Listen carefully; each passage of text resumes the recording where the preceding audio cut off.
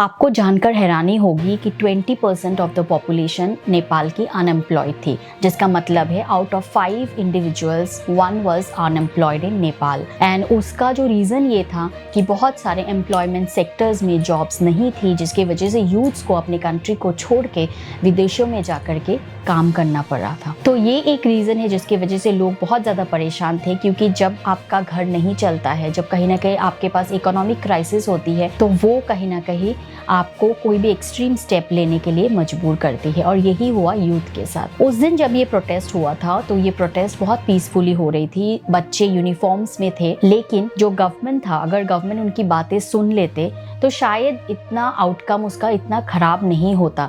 लेकिन गवर्नमेंट ने वहाँ पे क्या किया, अपने पुलिस ऑफिसर्स को भेजा और कहीं ना कहीं कुछ इस तरीके की घटनाएं हुई कि सिविलियंस के ऊपर उन्होंने अटैक कर दिया। और ये अटैक कोई रबर गन से नहीं किया, बल्कि रियल बुलेट से किया, जिसके चलते 19 लोगों की डेथ हो गई। 19 मासूम जो अपनी बातें रखना चाह रहे थे, जो यूनिफॉर्म्स में थे, जो अपने स्कूल बैग्स में आए थे। लेकिन जब ये चीज़ इतनी बड़ी घटना में तब्दील हो गई तो पूरा देश कहीं ना कहीं इन एजिटेशंस के पीछे खड़े हो गए हैं। और इसके नतीजों में ये हुआ कि जो एक्स प्राइम मिनिस्टर थे, उनके घर में भी आग लग गई और एक ट्रैजिक इंसिडेंट में उनकी वाइफ की डेथ हो जाती है। जो वहाँ पे प्रेजेंट प्राइम मिनिस्टर थे, उनको मिस्टर ओली को रेजिग्नेशन देना पड़ा। उनके जो फाइनेंस मिनिस्टर थे, उनको भी लोगों ने मास एजिटेशन के साथ उनको कहीं ना कहीं धक्के मार के निकाल दिया। उनके पार्लियामेंट हाउस में अटैक किया गया और जितने भी मिनिस्टर्स के घर थे उनको भी जला दिया गया।